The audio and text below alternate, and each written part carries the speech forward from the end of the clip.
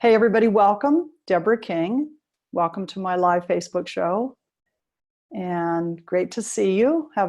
Always have something interesting to talk about on Tuesdays at 4 Eastern. I'd really like to talk about actually destiny today. You might not have thought about it lately, but it's been kind of on my mind. And so I thought I would kick it around with you. So just the fact that you're here on this show today tells me that you already kind of have a handle on your destiny. You wouldn't have checked into a show on spiritual topics like this one unless you were listening to your higher self, that's your 8th chakra, giving you messages about, hey, let's tune up ourselves spiritually. And that's one of the things you can do while you're here on my platform. I'm a spiritual teacher, so that's what this is all about. So you have an awareness, I'm sure, that it seems like part of the time your life is under your control and part of the time it isn't. Isn't that how it feels? You've probably figured out, like I have, that stuff isn't really randomly happening like it seemed when you were younger, that in fact, the old saying, what we put out, we get back, is kind of the heart of it, because in fact, we are creating our reality every minute of every day. So you're not just a recipient of what's happening, you're a co-creator.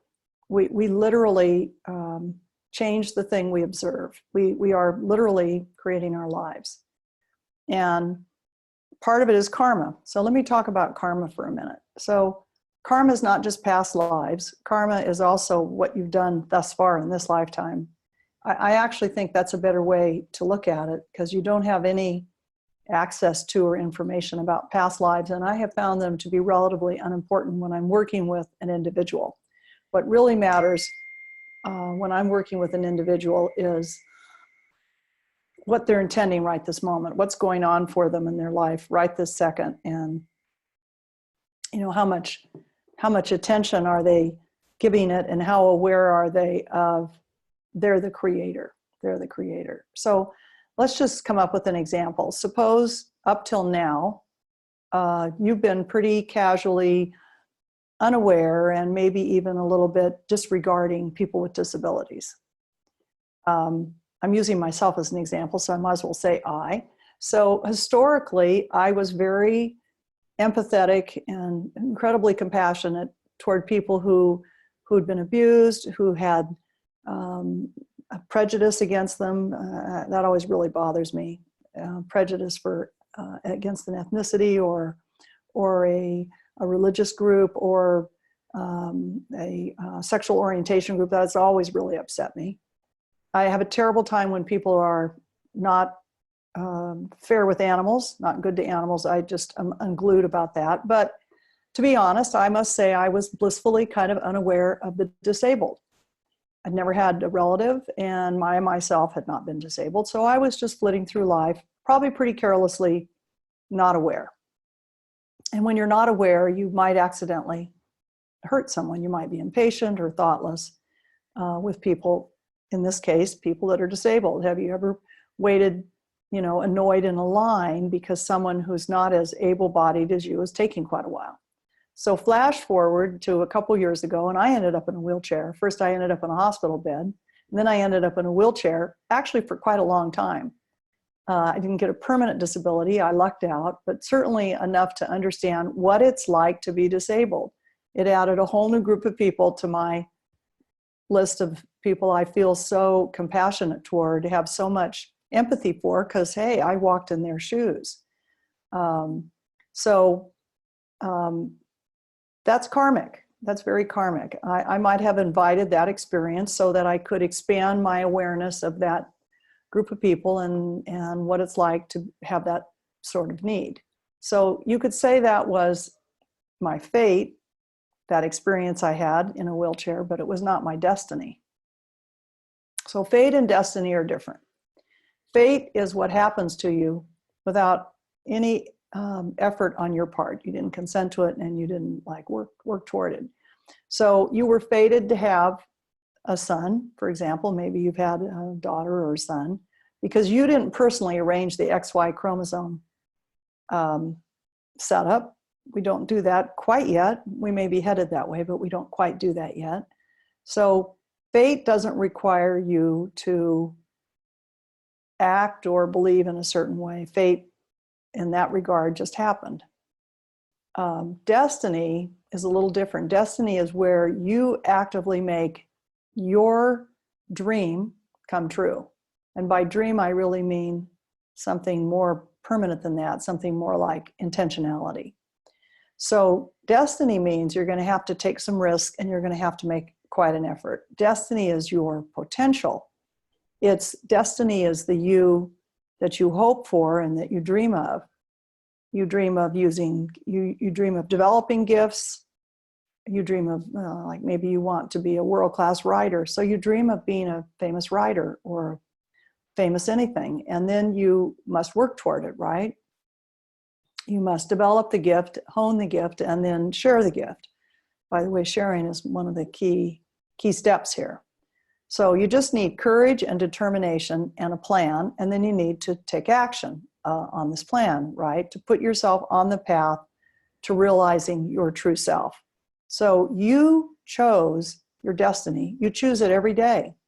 Every day when you get up and you decide what to do today, you are literally choosing your destiny. So I'll use myself again as an example. When I was young, from the time I remember being 4 or 5, I always said, I want to be a lawyer like my father. I really admired him, wanted his approval, knew how much he wanted to carry the legal thing down his family tree. It seemed to have dead-ended. His mother and father were both lawyers, which is very unusual way back when. His 5 brothers were all lawyers, but he was the only one that had a child, not my brother, but me, that put my hand up and said, I'll be the next lawyer in the clan.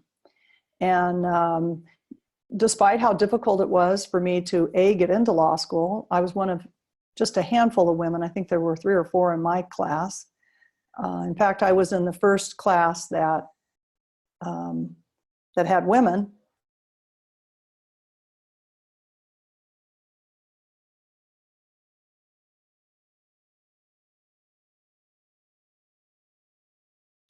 It was difficult being there, but it was even harder when I got out of law school and went to work.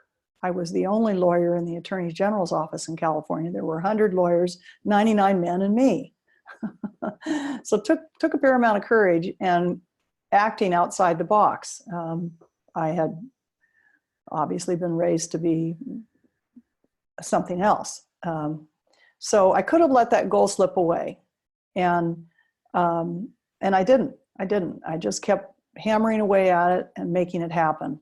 So by the time I became interested in energy medicine and worked my way into this field, I pretty much realized I had finally honed focused intent. That is, I've been practicing it.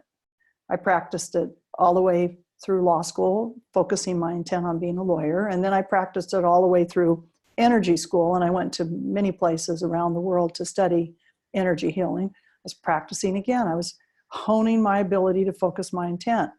Then I did it again when I decided my husband and I had a really catastrophic mountain climbing accident, and I used my focus intent to actively find healing for his head injury.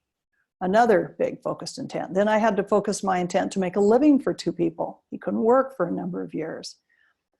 Then when that sort of settled and I could have a moment for myself, I focused my intent to learn how to master a particular form of horseback riding called dressage. And I'd never been on a horse. And trainer comes and she goes, "You're too old, you're over 40. And I'm like, I need a new trainer. And I got a new trainer who didn't have that mindset. And there again, I found that horseback riding is all about focusing your intent. It's all about communicating through your body, because you don't speak to your horse. It's not allowed in dressage. You can't use words. And you can't actively kick him. That would be unseemly. You have to figure out a way to communicate to your horse that you want to turn left or do a pee off or back up or whatever the next move is. So I learned a lot there, focused intent. I practiced it in the courtroom. I mean, I practiced it everywhere. So I'm talking to you about a number of things, and right now I'm focused in on focusing your intent.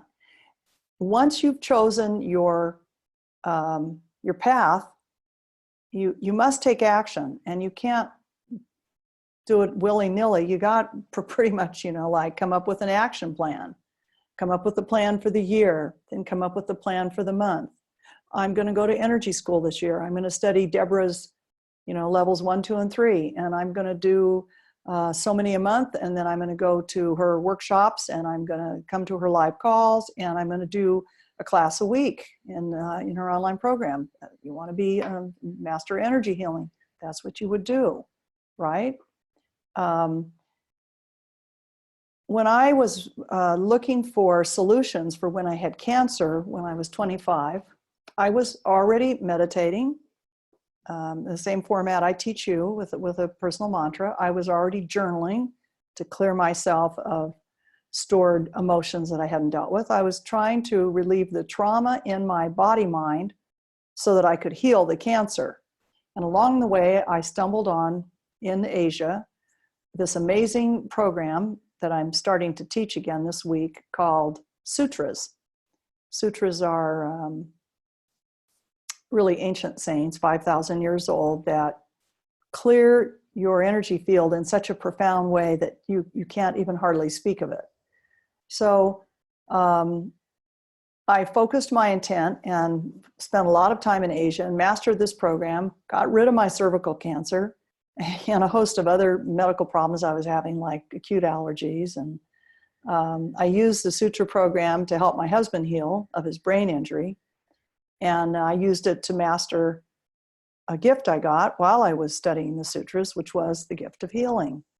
So there are lots of spiritual gifts. And when we bring some people up to join me a little later here in today's show, I'm going to ask them what gift they're working to get, because you want to have one in mind. You want to have a one single gift that you really want. Maybe for you, you've always wanted to be an amazing public speaker. That's the gift of speaking. It's one of the spiritual gifts. Just on a program yesterday, I mentioned that Martin Luther King, was clearly had that gift of inspired speech. But there are dozens of special gifts, and you want to have one or two or even three that you're always working toward, that you're asking your guides to help you with, that you're practicing, that you're reading about, that you're actively working toward with focused intent. So I'll tell you more about my sutra program in a minute, but I want to talk about fate for just a minute, which is different than destiny. So fate is very fatalistic. Fate is based on a completely different idea that no matter how hard you try, the natural order of the universe cannot be changed. I am not a believer in fate, but we should call it out so that you know how it's distinguished. So the ancient Greeks and Romans, they were big believers in fate. They called the goddesses, they called them the three fates, right? And they said, they determine your path in life. And that's the whole concept of predetermination, which I am not a fan of and do not espouse, and hope you don't either. You are not stuck. You are not predetermined. You can get stuck. You can, for example, hear your life calling.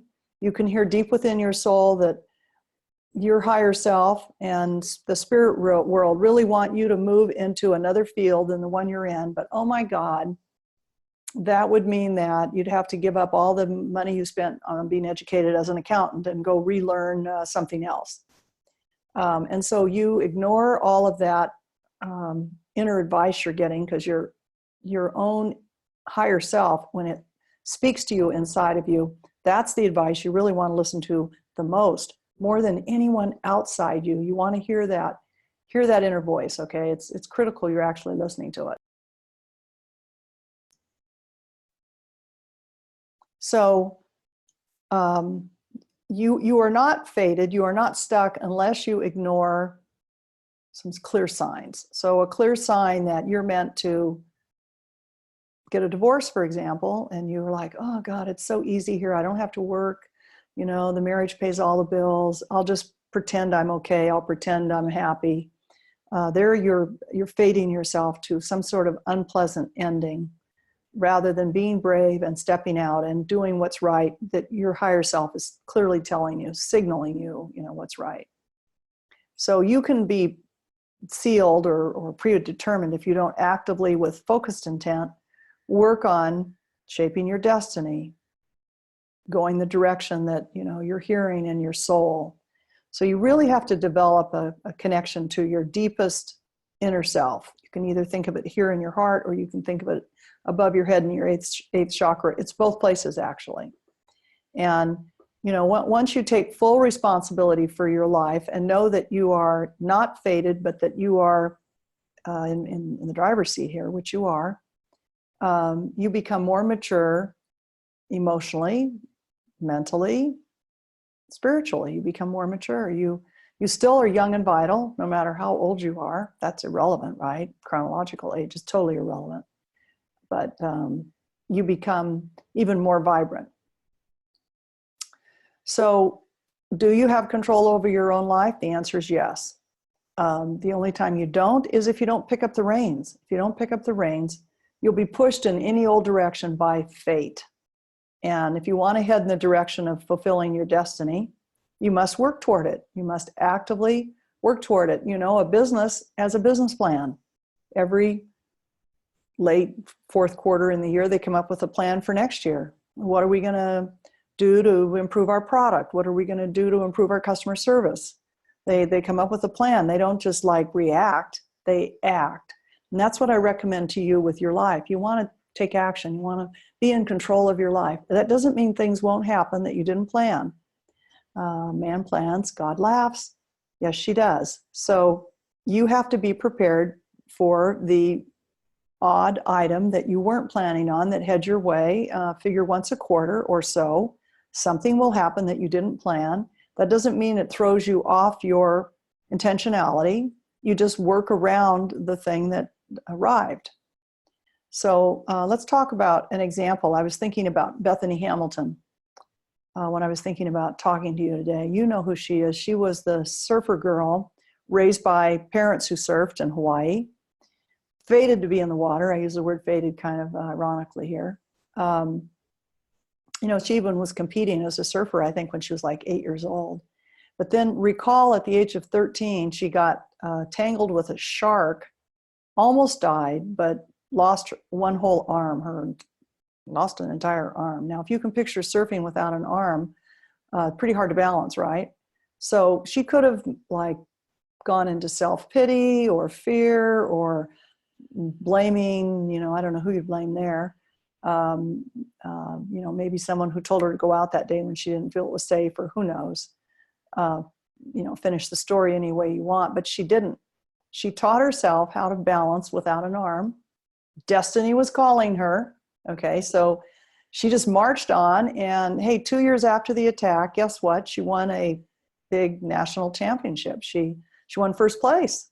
Pretty amazing. I've watched that video a number of times of her winning first place. I'm so impressed because I know how hard it is to, as a mountain climber, I know how hard it is to balance with both arms. I can imagine how hard it would be with just one arm. As a skier and a mountain climber, it sounds very challenging to me.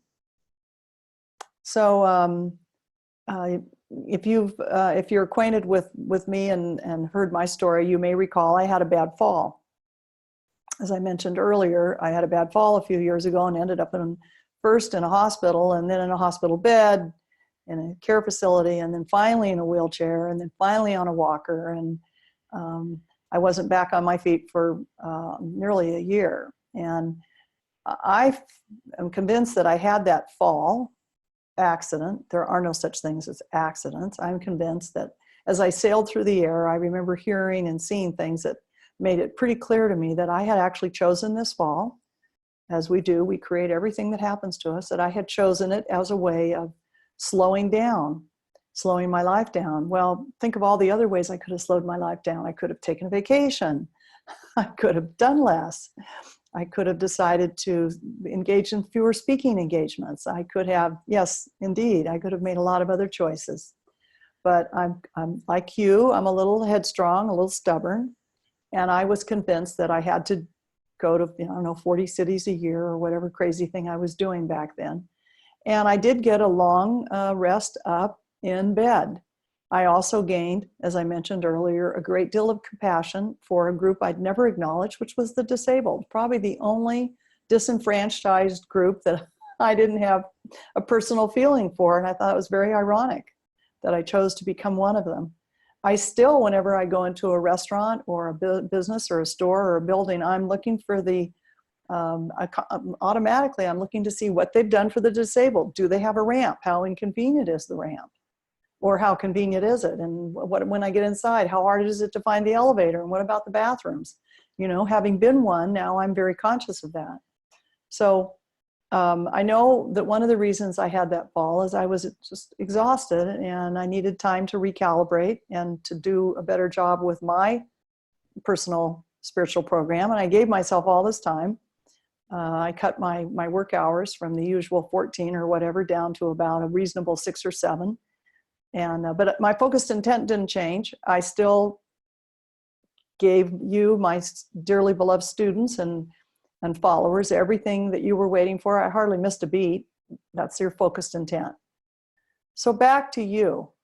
Ask yourself if there's a divine calling your life, because there is. There totally is. What is your special mission here on earth? What are your special gifts that you're hoping to manifest, or maybe have already manifest them in some way? They start small. You know, maybe you want to be clairvoyant, or you want to be incredibly intuitive, or you want to write a book, you know, finish the sentence any way you want. It might start real small. The book starts with a blog. The clairvoyance starts with one insight, one clairvoyant insight. The intuition starts with suddenly being more intuitive with one type of person, or with pets, you know. So everything starts small. Don't think you're not receiving spiritual gifts. They don't necessarily download fully. My experience is they don't download fully fleshed out, but they come in little pieces that make the whole thing a little more easier to digest for us humans. So focused intent is a combination of bringing your mind to a single point,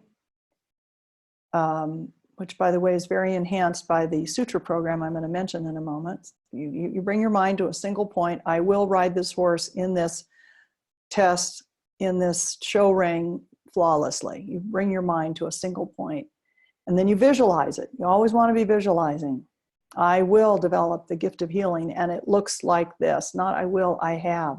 Put it in the present tense. Always try to put your visualizations, you have them now. You visualize, I have it now, because that's what your unconscious hears. It only hears now. If it hears later, future, it gets confused and doesn't bring it now.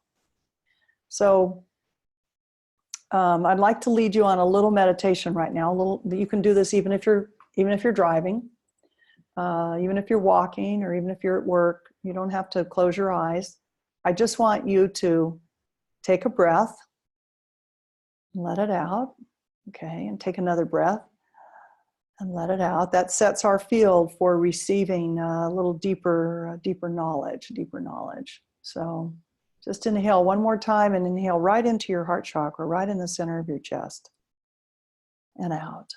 Great. Now take a second and just focus on your breath. Just breathing in and out normally, and feel where it's coming from. Is it up here and kind of shallow? Or is it way down below in your belly? Is it below your waist? Just keep breathing for a minute. Just feel it. So by being aware of this for a moment, you may be noticing that it's balancing your lower chakras with your upper chakras. That's one of the things your breath does. It balances the lower 3.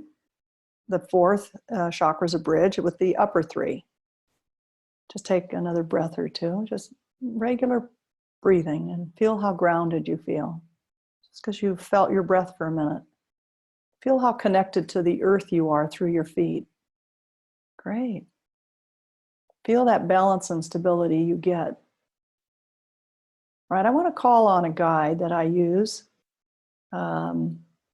She's actually one of the Ascended Masters. I want to call on Lady Portia. I don't talk about her very often, but she's one I do utilize. she will keep you from getting real distracted. She's pretty good at that. She will help you develop your focused intentionality. You know, she was very involved with her partner, Saint Germain, who I spoke of just recently. Very involved in the destiny, actually, of the Americas, North America and South America. So Lady Portia wants you to develop yourself as a light worker. She wants you to become, that's what you're doing here on my show today. You want to be a light worker. You want to bring more light to the world. That's what that means, whether it's to your significant other, your kids, your grandkids, your cousins, aunts, uncles, parents, and then your community, and then your nation state, and then the world.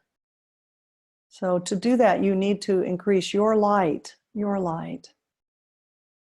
So just imagine for a moment, you can still be walking or driving or working. Just imagine you're sitting under a tree. Super comfortable, you're just breathing normally, you're just outdoors, and you can even visualize the setting, beautiful sunny climate. Maybe not at all like where you are right now. Maybe you're in the snow, and all of a sudden you're here outdoors in this sunny location. And in front of us, there's this big body of water. It's a big lake. Just picture this big lake, and you see sunlight dancing off the surface. And now become aware by focusing above your head, taking your focus there. There's a big ball of light about a foot above your head. About a foot above, and it's radiating light outwards, maybe 2 feet above your head. For some of you, it's perhaps 3 feet above your head. Just go there. Just take your attention upward and picture that big ball of light up there.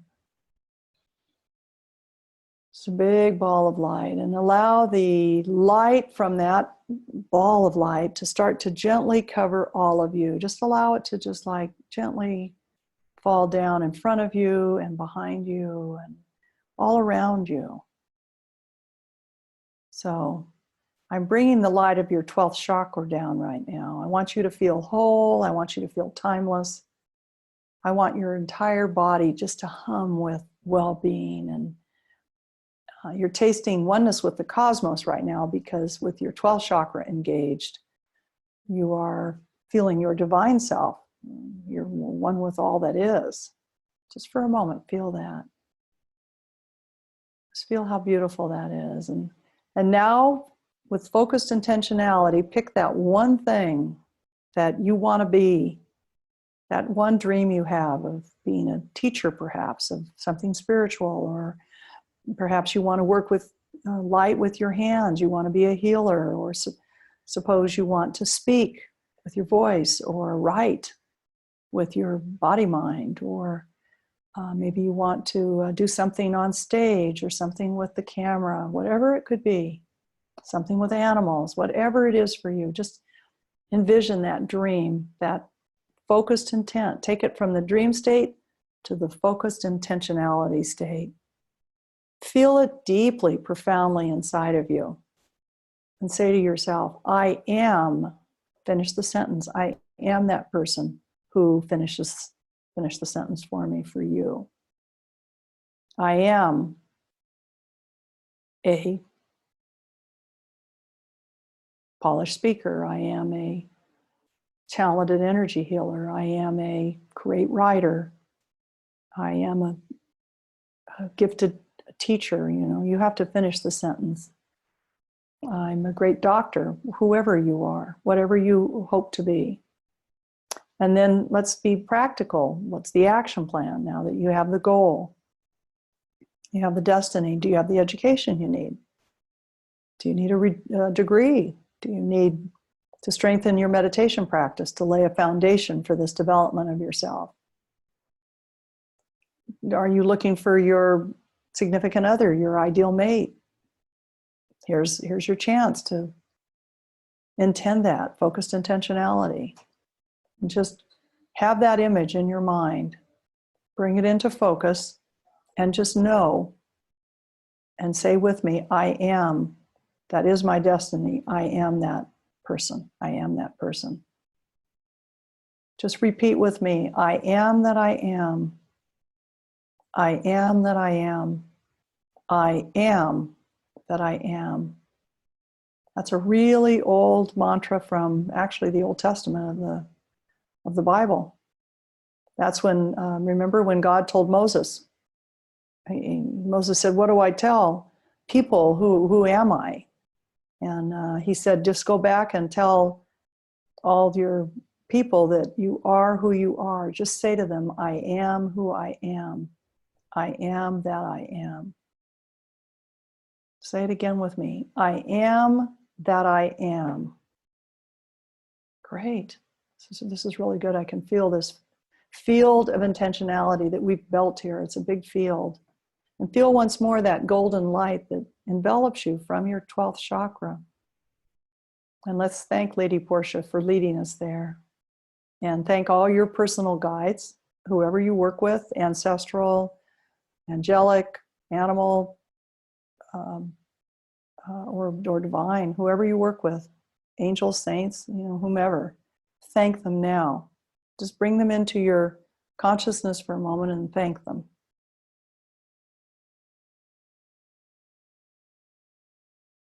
I found a poem here I thought I'd read that I really enjoy it. It's by Mary Oliver. It's called The Journey.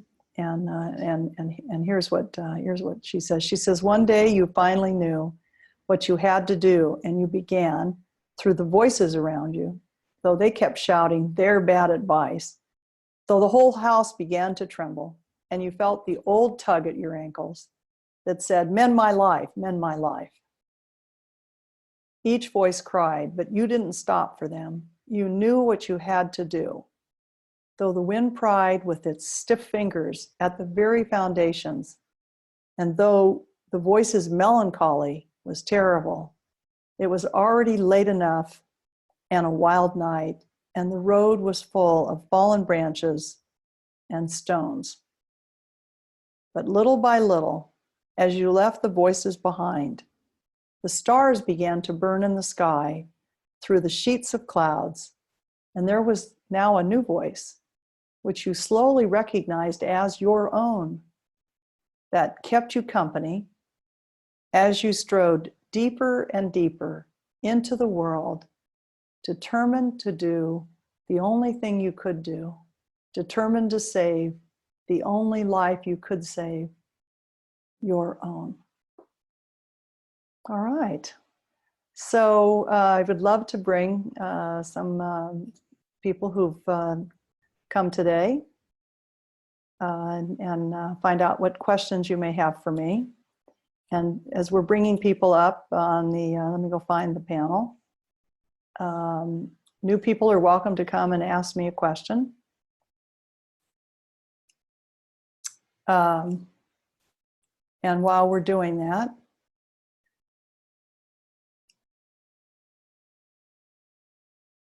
I see, let me fix my view here. Looks like Christina's with me. Fabiola's here. Hi, Fabiola. Can you hear me okay? You're muted. Let me unmute you. Fabiola, I'm getting a view of the room. I'm wondering if maybe you're on your feet today. Is this not a day where you have a question? How much is $1 to a pound? How about Karen? Karen Atwell. Hi, Karen.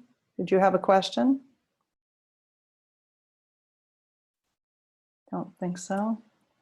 You might not have enough bandwidth. While we're waiting for a couple people, let's bring a couple of our teachers to join me here. And let me go look at the list here. Got lots of people on the call. Let's have Ardell and I see Linda here. So just before we move on, I want to talk about what I hinted at on this call, that I have this amazing secret program that changes lives, and we talked about it quite a bit yesterday. It's my Be a Modern Masterclass that I teach every couple of years, and I'm teaching it this year, and I recommend it to you highly if you're trying to change your life. It's the thing I use to turn my life around, and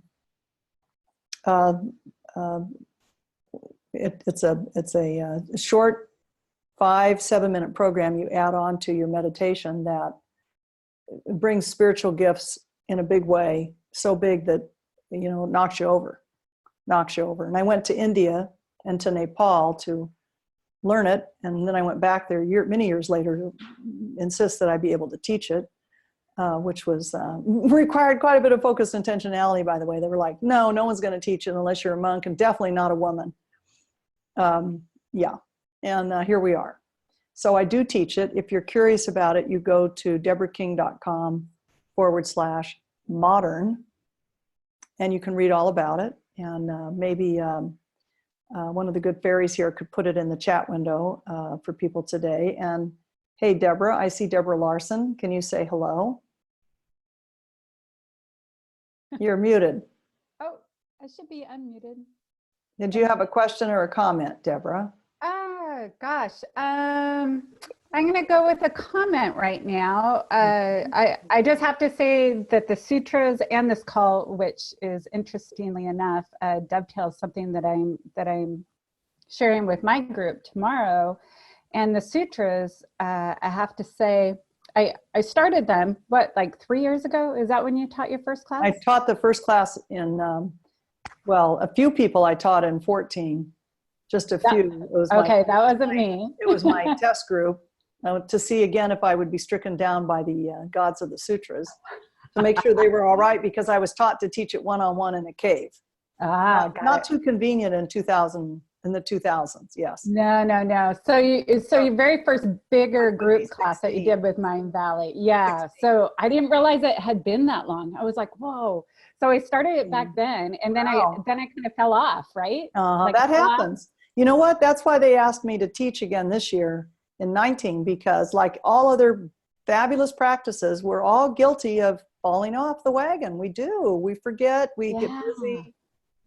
Well, I've been hardcore, especially these past 30 days. And I have to tell you, and I don't know if you can tell, but there's something. How clear you look. Yeah, something just completely shifted. And that's going through stuff that's challenging as I'm following my path, my purpose. And I'm telling you, it's life changing. Yeah. Yeah, so well, thank you. You know, I used it to nail the cancer, and then I found out that while I was at it, I was getting these amazing spiritual gifts. My intuition just went off the chart. Yeah. I mean, I'd always been a little bit unusual in that regard. I could always hear what people were thinking. I thought everybody could. And my business partners would say, how do you know? I would say, oh, that client, we have to help him right away. He's going to get a divorce. And they're like, how do you know that? And I'm like, I don't know. I just know. You know, but then it went way, way exponentially. The energy is off the charts right now. So I really appreciate it. And all of this that you shared today, just right in alignment. So thank you. Yeah. Oh, you're very welcome. Yeah. Nice to see you're you. a blessing, dear. Yeah. Love it all. Hey, Karen, how about you? Hey, yeah. You have a question or a comment? It's good to see you here. Oh, well, you had asked earlier if we know what ones we're asking for, what gifts we're asking for. And I'm asking for public speaking. Good. Something that I want to work on. Healing, and then claircognizance were my top 3. Well, that's the big one. It is actually. That's actually, interestingly enough, that's the last one usually to develop. I figured I'd go big. Yes. No sense starting right at the top. So, good for you. Those are wonderful goals. They really are. Yeah. There's no reason why you can't develop those. Yeah. And I love the course. I put the link over in the chat. So. Oh, you did. Thank you. And that price is incredible. So. Isn't it? Yeah. And guys, Mind Valley, I twisted their arm and they said they would do it for 7 days. So get your little fanny in there and order it now while it's half off. It is a pretty attractive price. Mm-hmm. Yeah. All right. Good deal. Thanks. Yeah. Okay. And Stephanie. Hi, Stephanie. Tell us what city you're in. Hi, Deborah. Can you hear me okay? I can. I'm so excited to speak with you. I'm from Thunder Bay, Ontario in Canada. Is that, that's the east coast of Canada? No, it's right in the middle. We're right above Lake Superior. Oh, all right. Now I have a good feel. Good. Well, how can I help you? Okay, so I have a question. So last spring, I hit my rock bottom. Work had me off work for almost 2 months. I did a lot of inner work. Why were you off work? I couldn't cope and deal with life anymore. And like I would just start You kind crying. of hit a wall. Yeah. I And see. coming back from that, one of my first lessons was that I had been resisting self-love. So I'd found this beautiful place. That was the first time that I found spirituality. I was vibrating really, really high. And it seems like now that I'm doing a lot of the inner work, I've come down quite a bit. And it's almost like I'm trying to get back to where I was. And I don't know where that disconnect is or how to get there again. Let me ask you a couple questions. Okay. Are you meditating? I am. I'm part of your Modern Master class. So I am doing that. I do find that when I meditate, usually my thoughts just go, and it's hard for me to quiet and find that focus. Well, you're very Vata. I don't know if you've studied a little bit of Ayurveda. No, you haven't been exposed to that. I teach it in level 1 of my Life Force Energy Healing program. Okay. I take that back. Maybe it's in level 2 now. Okay. But anyway, it's in my basic classes. And you're very much the air quality. When did this happen, in November? No, it was last April and May. Or last spring? Yes. You're mostly air. You don't have a lot of earth. So us people that are mostly air, we have a lot harder time staying balanced. And so I'll tell you the things you have to really focus in on to make sure you stay balanced. Okay. You have to be real careful to eat regularly. In your case, 5 or 6 times a day, just little portions. You don't have to eat a lot.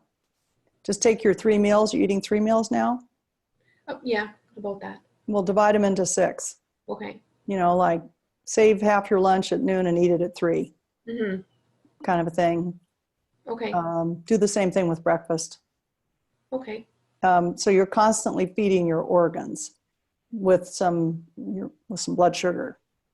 Then how much time are you getting outdoors? I know it's very cold there right now. It's very cold outside. Well, generally in the spring, summer, and fall time, I'm outside all the time.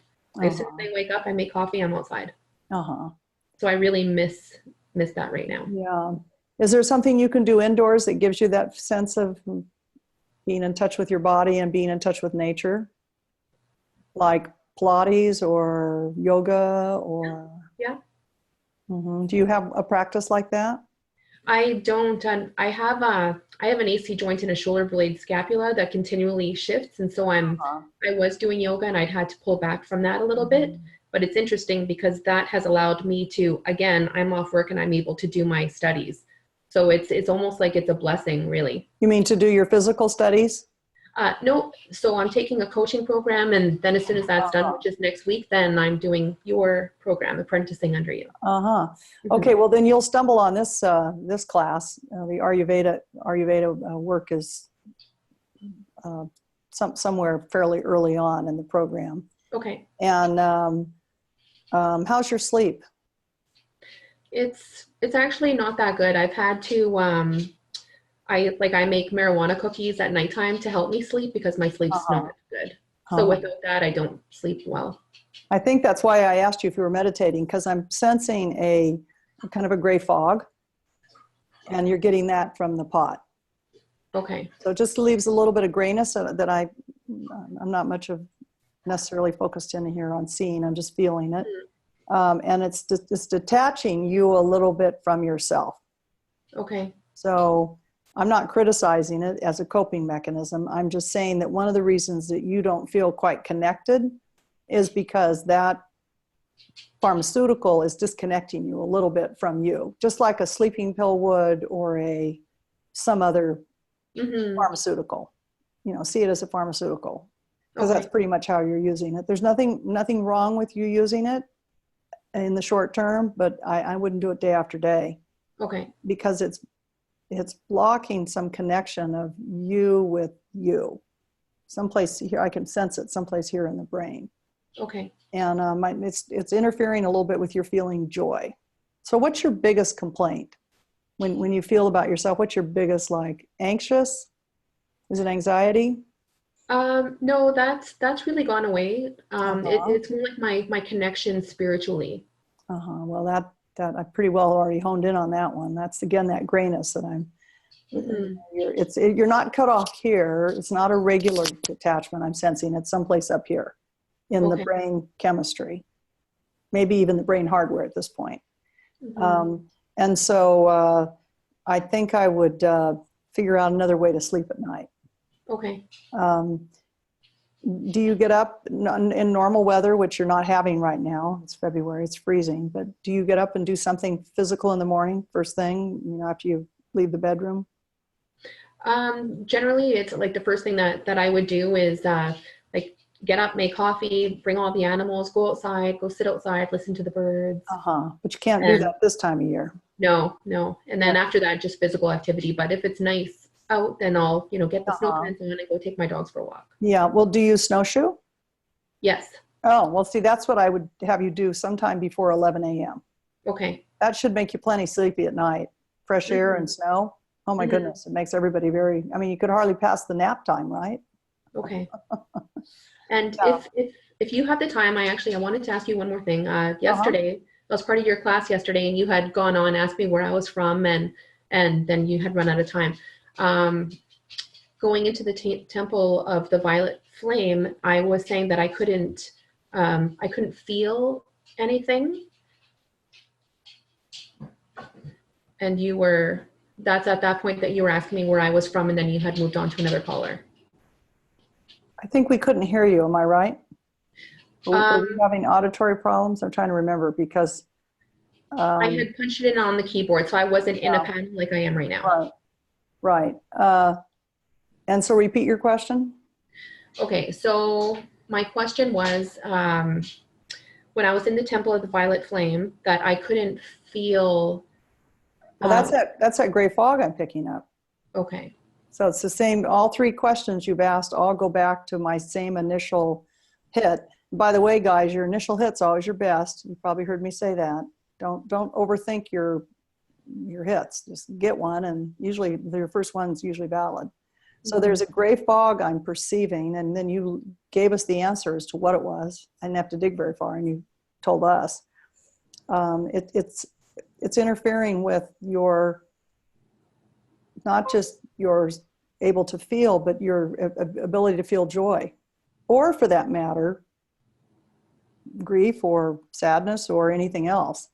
So it's blocking your emotional connection. Mm-hmm. Okay. Mm-hmm. Thank you. Yeah, you look healthy though. I want you to know that you look very healthy. Thank you. I'm picking up some low-level anxiety that I'm not sure you're aware of, but I can feel it. I see it in your eyes. Okay, and I used to have a lot of anxiety before, and it wasn't something that I can pinpoint. Like, it wasn't like this causes anxiety. Like, it would.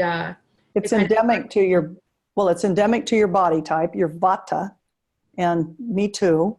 And so our go-to default position all the time is anxiety. Whereas looking up here at the panel, Linda Richards is more earthy. So she'd probably be inclined to, I don't know, you're kind of pitta too, aren't you, Linda? I was going to say you're either going to get mad or depressed, or both. But us, our default position is anxiety. And so what you think of as normal, I'm not anxious, you said, that's because you used to be very anxious. But I still pick up quite a bit that I'd love to see you get rid of. And the sutra program will work better with that if it's not trying to get through that gray haze I'm picking up that's distancing a part of you from another part of you. So I'm really glad we connected here. Me too. Yeah, very nice to see you. Thank you. You as well. Yeah. Okay.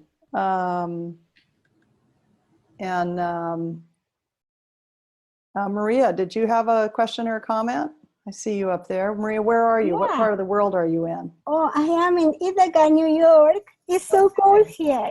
It's well, you're surrounded by greenery, so you don't look cold. You look like you're, in heaven. Yeah, yeah, with my plants, always with plants. Uh-huh.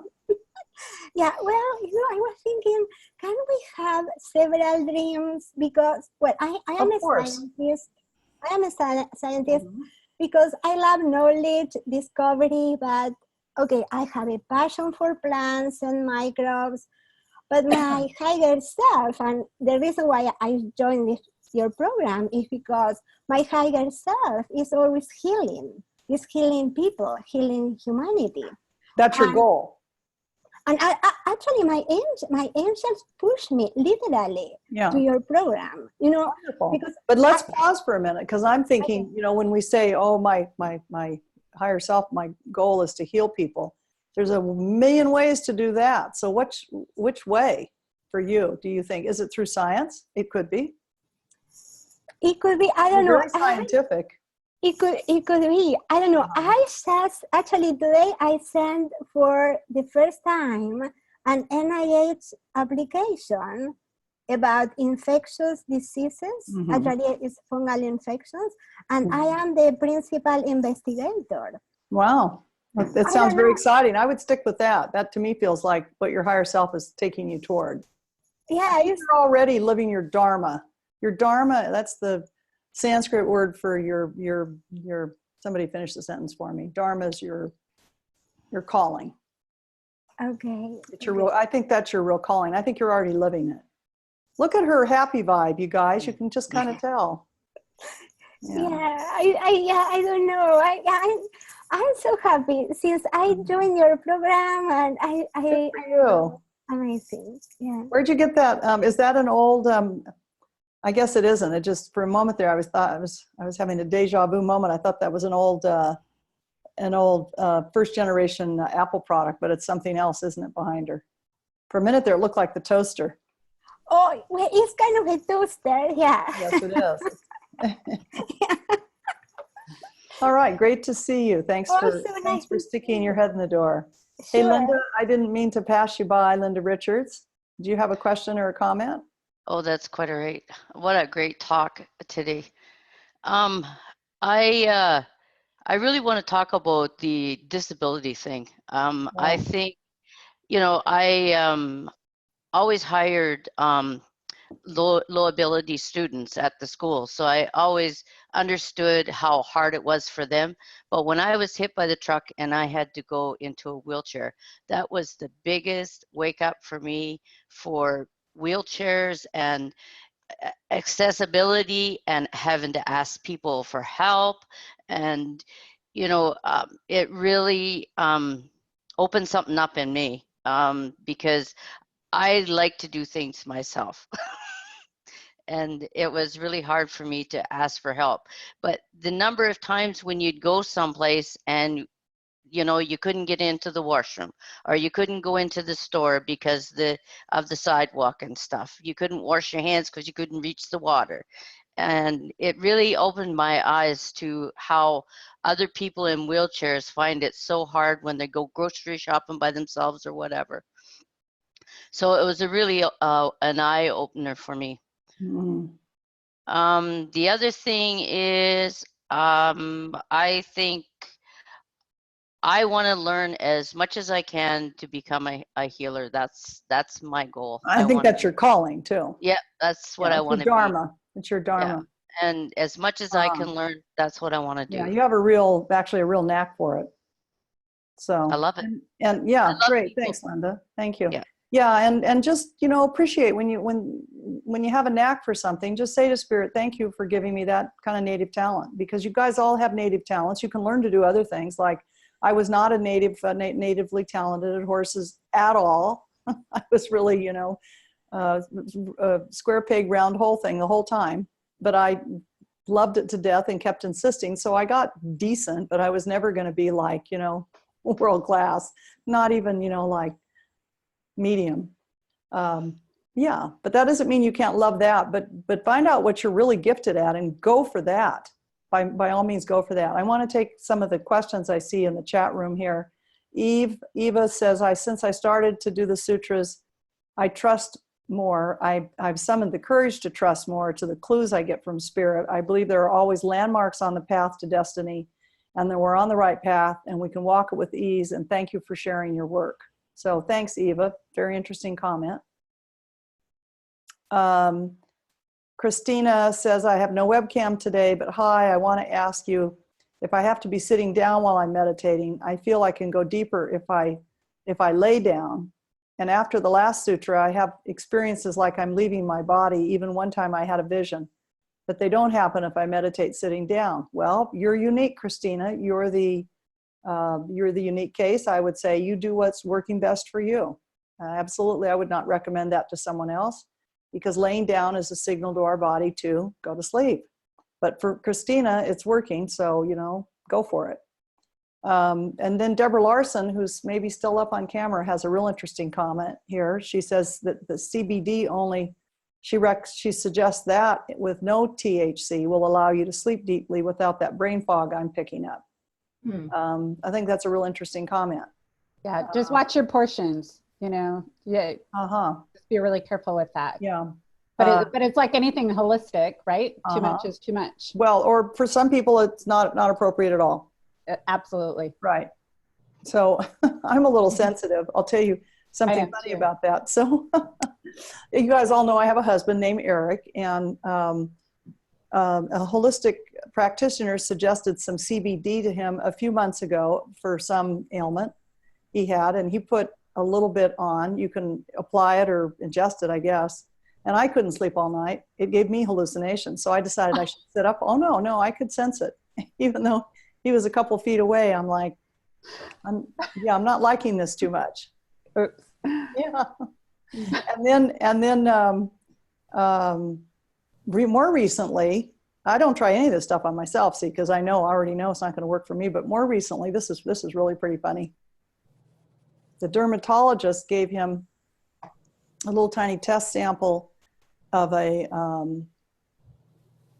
cream with corticosteroid in it. And he put a little tiny dollop on the little tiny wound, and it made my heart race all night.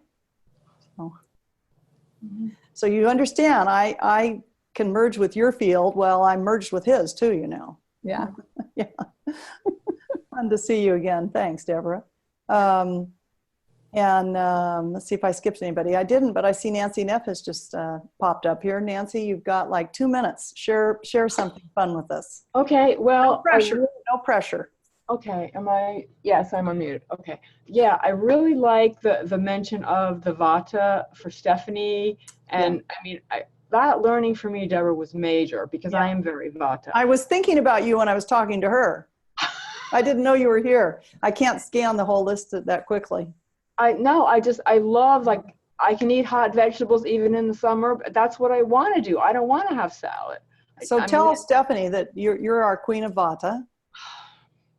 But there are gifts. I mean, but I need to stay grounded. That's one of my major challenges. I mean, I tell myself probably every hour, are you grounded? Where are your feet? But good for you. Good for you, Nancy. It's really brought me back to being who I am, and my gifts, I think, are teaching. And I mean, you know, I just learn, and then I can teach it. Well, you're a natural teacher. We discovered that a couple years ago when we threw you on stage at, I remember watching you on camera, and I thought, wow, she's just a natural. Omega, maybe? At Omega.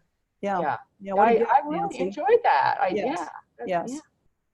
Well, great. Thanks for coming. And Ardell, you have a minute. Go, Ardell. Yeah, unmute yourself first. I think it's even once we kind of tune in to destiny, we can get derailed by all kinds of things along the way. And I think the maintenance of our spiritual life is absolutely crucial to riding through those periods. I've certainly known a few in this last few years. And coming back, and the sutras do make a difference. What a difference. But maintaining that pattern, no matter what the obstacles, I think will help see things come back on track. I don't want to be fated to something else. Me either. Thanks, Ardell. Very helpful. And gang, for those of you who are new to us, we loved having you come today. We'd love it if you checked out my sutra program. The link is down here in the chat window. It's deborahking.com/modern. And if you missed my webinar yesterday, just make sure that I have your email address, and I'll send you a free link to the webinar. It'll be republished here soon. Would love to have you get this tremendous program that I got from the great seers of the East, and then was finally graced with permission to teach it. It is the best thing I ever did for myself, and as you can see from people mentioning it, it's also the best thing they ever did. I never vaulted up so quickly from anything as I have from that. It was like in 6 months I felt like a whole different person, and these gifts just kept blasting in. It's pretty mind-blowing. All right, guys, we are officially out of time. Great seeing everybody. See everybody next Tuesday. Until I see you again, you take care. Thanks to our panel. Great to see everybody.